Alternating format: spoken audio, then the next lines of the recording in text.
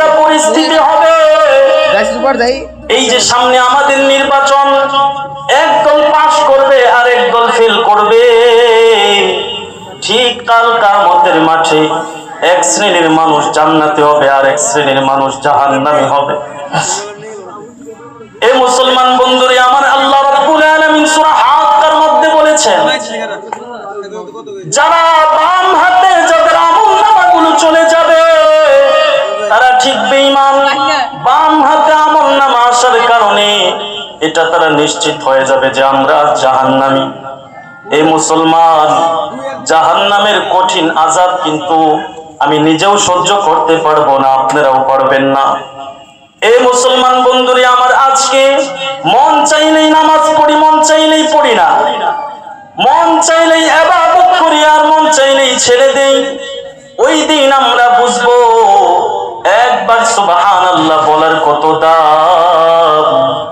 ও মুসলমান, আমলনামা যেদিন দেওয়া হবে, বান্দাগুলো এভাবে আমলনামা পড়বে, হায় রে, জীবনের একটা ছোট গুনাহ বাদ পড়ে নাই, একটা বড় গুনাহ বাদ পড়ে নাই। সূরা কাহাফের মধ্যে আল্লাহ বলেছেন, আমলনামাগুলো এভাবে পড়বে আর আফসোস করতে থাকবে, হায় রে, ইয়া ওয়াইলাতানা মা লিহাদাল কিতাব,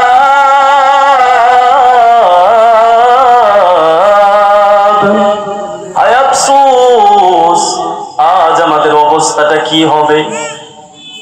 ইয়া ওয়াইলাতানা মা লিহাদাল কিতাব লা ইউগাদিরু সাগীরাতান ওয়ালা কাবীরাতান ইল্লা আহসাহা। বান্দা আমলনামা পড়বে আর বলবে, হায় রে, জীবনের একটা ছোট গুনাহ বাদ পড়ে নাই, জীবনের একটা বড় গুনাহ ফেরেশতারা লিখতে বিন্দু পরিমাণ ভুল করে নাই। দোকানের চিপায়, দোকানের আড়ালে দুনিয়ার কোনো মানুষ এই অপরাধ করতে দেখে নাই, আমার আল্লাহ ফেরেশতাদের মাধ্যমে কিন্তু ঠিকই লেখাইছেন।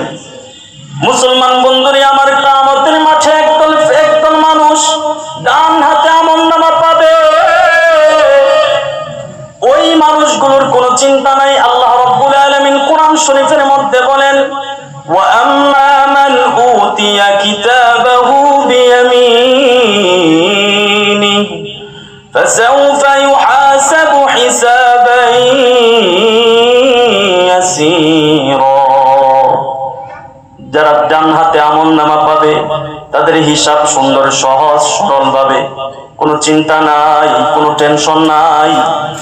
পক্ষান্তরে যাদের আমলনামাগুলো